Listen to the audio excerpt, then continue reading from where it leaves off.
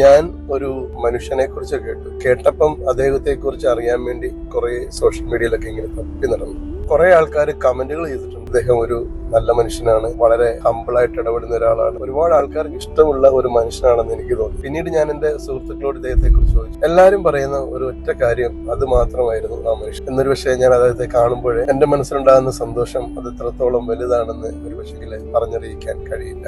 ആലുവയില് Al Saj kitchen എന്നൊരു സ്ഥാപനമുണ്ട്. ഒരുപാട് ആൾക്കാർ വന്ന് സ്നേഹത്തോട് സന്തോഷത്തോടെ ഭക്ഷണം കഴിച്ചിട്ട് പോകുന്ന ഒരിടം. ആ ഇടത്തിലേക്കായിരുന്നു എന്റെ യാത്ര. ഒരു നന്മയുള്ള മനുഷ്യനെ, ഒരു വിനയമുള്ള ഒരു മനുഷ്യനെ കാണാൻ വേണ്ടി ഞാൻ അൽസാജ് കിച്ചണിലേക്ക് പോവുകയാണ്. ഷിയാസിക്കെ കാണാൻ വേണ്ടിയാണ്. ഇത്തിരി സന്തോഷമാണ്. കാരണം ഞാൻ കണ്ടിട്ടുള്ള ഒരുപാട് ആൾക്കാരിൽ ഒരു വിനയമുള്ള ഒരു മനുഷ്യനെ കാണാനും അദ്ദേഹത്തെ പരിചയപ്പെടാനും കഴിഞ്ഞതിൽ ഒരുപാട് സന്തോഷമാണ്. അദ്ദേഹത്തിന്റെ സ്ഥാപനത്തിന്റെ ഫ്രണ്ടില് ഒരു കുഞ്ഞു ബോർഡ് ഇരിക്കുന്നു. യാദൃശ്ചികമായിട്ടാണ് എന്റെ ഒരു സുഹൃത്ത് എനിക്കത് അയച്ചു തന്നു. ഈ ബോർഡ് ഒന്ന് വായിക്കണം, ഇദ്ദേഹത്തെ പോയി ഒന്ന് പരിചയപ്പെടണം.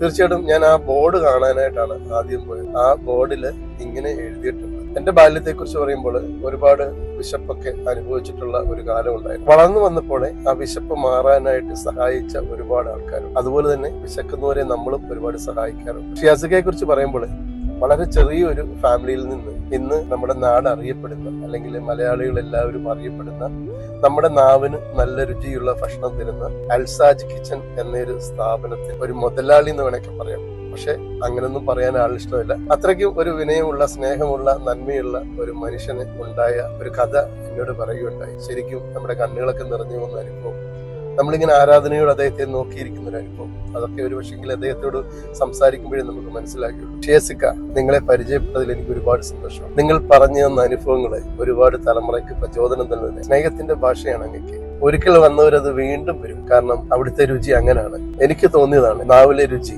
നമ്മുടെ ഹൃദയത്തോട് ചേർത്ത് വെക്കുമ്പോഴാണ് അൽസാജ് എന്ന പൂർണ്ണ നാമം ഉണ്ടാകുന്നത്.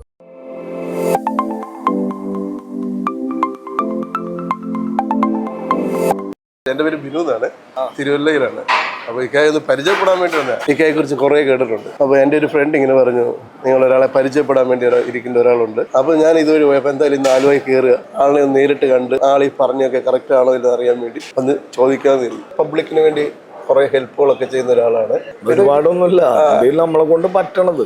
വിശപ്പ് എന്ന് പറയുന്ന ഒരു സാധനം. എന്റെ കയ്യിൽ പൈസ ഉണ്ട്, നിങ്ങൾ ചോദിക്കാണ് പൈസ ഇനി വേണോന്ന് ചോദിച്ചാലും ഞാൻ വേണോന്ന് പറയും. ശരിയല്ലേ? ക്യാഷിന്റെ കാര്യത്തിൽ അങ്ങനെയാണ്. സമയം എന്റെ വയറ് നിറഞ്ഞു കഴിഞ്ഞാൽ നിങ്ങൾ എന്ത് തന്നാലും, അമൃത് തന്നാൽ പോലും വേണ്ടാന്ന് പറയും. ശരിയല്ലേ? വയറ് നിറഞ്ഞ ഒരു മനുഷ്യന് ഒരിക്കലും വിശക്കണമെന്ന് പറയൂല. അപ്പൊ അതാണ് ഞാൻ പറഞ്ഞത്, വിശക്കണമെങ്കിൽ ധൈര്യമായിട്ട് ഭക്ഷണം കഴിക്കാം. ഒരു മനുഷ്യന് 1,00,000 രൂപ കൊടുക്കുന്നതിലും ചില സമയത്ത് അവൻ വിശന്ന് നിൽക്കുമ്പോൾ അവൻ ആഹാരം കൊടുക്കുന്നതാണ് ഏറ്റവും വലിയ ഒരു കാര്യം എന്ന് നമുക്ക് തോന്നിയിട്ടുണ്ട്. അപ്പൊ ഞാൻ ഈ വളരെ ചെറിയ സാഹചര്യത്തിൽ കൂടെ വന്നതാണ്. അപ്പൊ ഇക്കയുടെ ഒരു ജീവിത സാഹചര്യം ഒക്കെ എങ്ങനെയാണ്? ഞാനും ഇതേപോലെ തന്നെ ചെറിയ സാഹചര്യത്തിൽ നിന്ന് വന്ന വഴിയിൽ ചെയ്യാത്ത ജോലിയില്ല. ഓട്ടോറിക്ഷ ഓടിച്ചിട്ടുണ്ട് ഒരു 3 കൊല്ലത്തോളം. പിന്നെ ഒരു വീട്ടില് ഡ്രൈവറായിട്ട് പോയിട്ടുണ്ട്, ഗൾഫിൽ പോയി. അപ്പൊ ഈ വിശപ്പിന്റെ വിളി ശരിക്കും അറിയണത് എല്ലാവരും, ഒരു 90% ഗൾഫിൽ പോയ ആളുകൾക്കും വിശപ്പിന്റെ ഇതറിയാൻ പറ്റും. അപ്പൊ ഞാൻ അവിടെ പോയി ട്രെയിലർ ഓടിക്കാനാറും. ലൈസൻസ് കിട്ടാനും അതിനൊക്കെ ഒരു 5-6 മാസം താമസം ഉണ്ടായി. ആ സമയത്തൊന്നും ശമ്പളവും ഇല്ല. അപ്പൊ എനിക്ക് എന്നെ നോക്കിയതൊക്കെ മറ്റുള്ളവരാ, മലപ്പുറത്തുള്ളവര്, അങ്ങനെ ഉള്ളവരൊക്കെ കുറെ ഡ്രസ്സാക്കാൻ മുറയ്ക്കുക, അങ്ങനെ സലീക്കാൻ കുറെ പേര് എന്നെ നോക്കിയ അവരാണ്.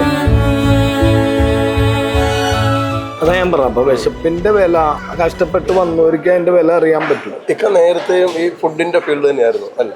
ചെറുപ്പം മുതൽ വാപ്പാക്കും മാക്കും ഇഷ്ടക്കലത്തിൽ ഒരു ചായക്കട മുതൽ തുടങ്ങിയ 10-40 കൊല്ലമായിട്ട് അവർക്ക് ചായക്കട ഉണ്ട്. അവിടെ നിന്നാണ് നമ്മുടെ വളർച്ച.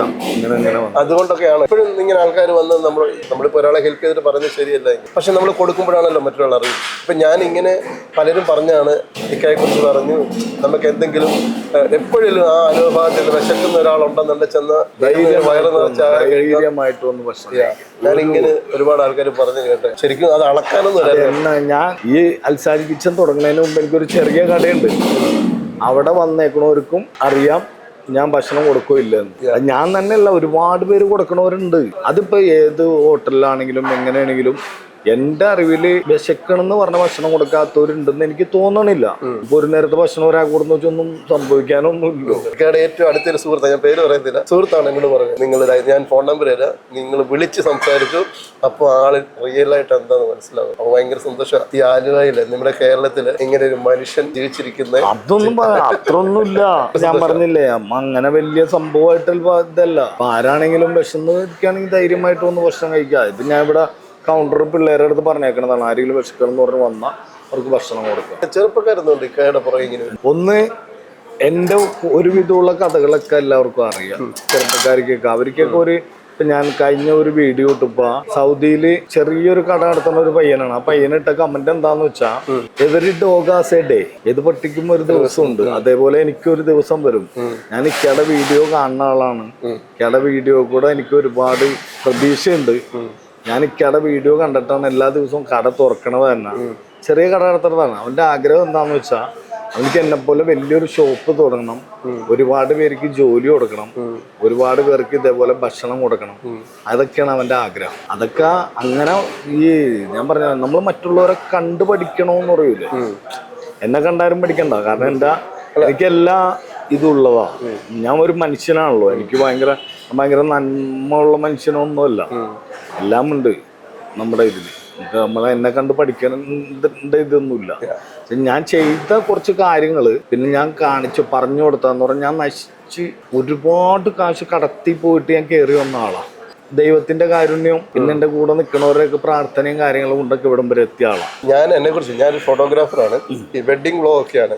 ഫാമിലിയിലൊക്കെ ചെന്ന് ഇങ്ങനെ അവരെ എന്റർടൈൻ ചെയ്തൊരു കല്യാണം അനിയന്മാരുണ്ട്.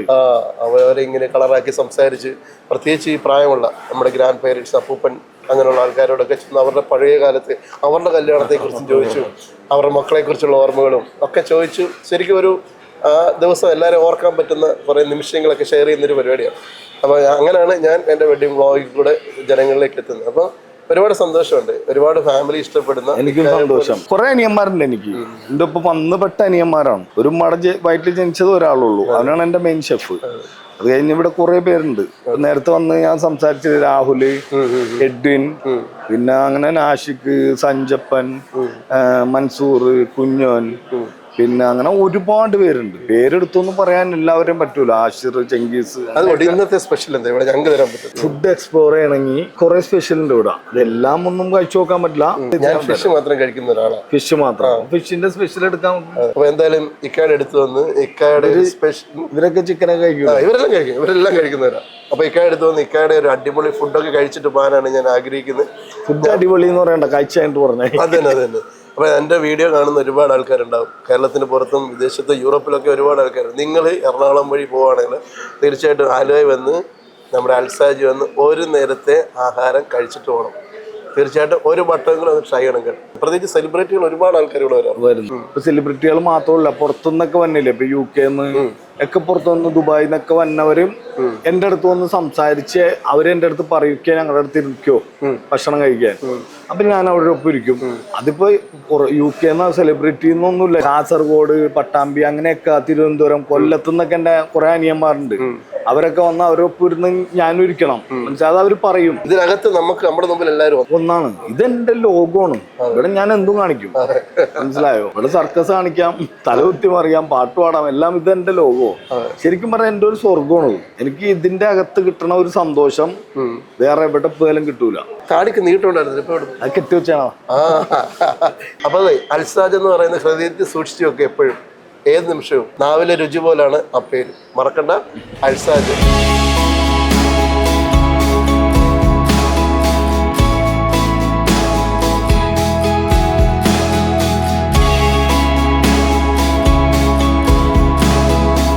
അതിങ്ങനെ മീനിളക്കുമ്പോഴേ നാവിന്റെ തുമ്പത്തോട് ഇങ്ങനെ ഒന്ന് ടേസ്റ്റ് ചെയ്തോട്ടെ.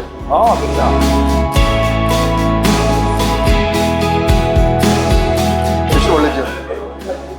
അൽസാജിന്റെ ഒരു പ്രത്യേക സാധനം നമ്മുടെ ഹൃദയത്തോട് ചേർത്ത് വെക്കാവുന്ന ടേസ്റ്റ്.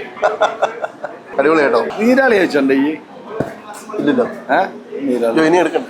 അല്ല, എടുക്കാൻ പറയാം. അതുകൊണ്ട് വെറുതെ ടേസ്റ്റ് കാരണം കഴിക്കാത്ത കാരണം കഴിച്ചിട്ടില്ല ഇതുവരെ കഴിച്ചിട്ടില്ല. ഇല്ല, കഴിക്കാത്ത ഒരു സാധനം കഴിച്ചു നോക്കാന്ന് പറഞ്ഞാൽ നമുക്കൊരു സന്തോഷം കിട്ടുന്ന കാര്യമാണ്.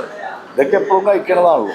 ഞാൻ ഒന്നുകൂടെ പറയാം, അൽസാജ് നാവിൻ്റെ തുമ്പത്തെ രുചി ഇങ്ങനെ വന്നിട്ട് ഇതുവഴി ഇറങ്ങി നമ്മുടെ ഹൃദയത്തിന്റെ സൈഡിലേക്ക് വരും. അതാണ് ഞാൻ പറഞ്ഞില്ലേ, ഇവിടെ വന്നിട്ട് ഇവിടുത്തെ സ്പെഷ്യൽ ചോദിക്കണം. ഇപ്പോൾ ഫിഷ് കഴിക്കണവരാണെങ്കിൽ അവരുടെ അടുത്ത് ഫിഷിന്റെ സ്പെഷ്യലുകൾ ചോദിക്കാം. പിന്നെ ചിക്കൻ ആണെങ്കിൽ ചിക്കന്റെ സ്പെഷ്യലുകളുണ്ട്, ബീഫിന്റെ സ്പെഷ്യലുകളുണ്ട്. ഇത് സ്പെഷ്യൽ ഒന്നും ചോദിക്കാതെ എന്തെങ്കിലും ഒന്ന് കഴിച്ചിട്ട് പോവാന്ന് കരുതി ഇവിടെ വരരുത്. ഇവിടെ വരുമ്പോൾ അതിന്റെ സ്പെഷ്യലുകൾ ഇപ്പൊ ദൂരെ നിന്നൊക്കെ വരുന്നവരാണെങ്കിൽ ഇവിടുത്തെ സ്പെഷ്യൽ കഴിച്ചുകൊണ്ട് പോകുമ്പോഴാണ് അതിന്റെ ഒരു ഇത് ഭാഗം പൂർത്തിയാവുന്നത്. ഇപ്പൊ എൻ്റെ വീഡിയോ കാണുന്ന ഒരുപാട് ആൾക്കാർ, പ്രത്യേകിച്ച് പുറത്തുള്ളവരുണ്ട്. നിങ്ങൾ എയർപോർട്ടിൽ പോകുമ്പോഴോ എയർപോർട്ടിൽ നിന്ന് വരുമ്പോഴോ വിദേശത്തൊക്കെ പോകുമ്പോൾ എന്തായാലും 1 മണിക്കൂർ നേരത്തെ ഇറങ്ങാം. അൽസാജി വന്ന് നിങ്ങൾക്ക് ഇഷ്ടപ്പെട്ട ഫുഡ് എല്ലാം ഉണ്ടാവും. അവരെ വിളിച്ച് ചോദിച്ച് മുന്നേ പറഞ്ഞാൽ അവരുടെ മെനു എല്ലാം പറഞ്ഞു തരും. അതനുസരിച്ച് ഫുഡ് കഴിച്ചിട്ട് പോകാം. ധൈര്യമായിട്ട്, ഞാൻ ഗ്യാരണ്ടിയാണ് കേട്ടോ, വെറുതെ പറയുന്നില്ല. ഈ ഒരു മനുഷ്യനെ അടുത്തിരുത്തി കൂടെ പറയുന്നത്.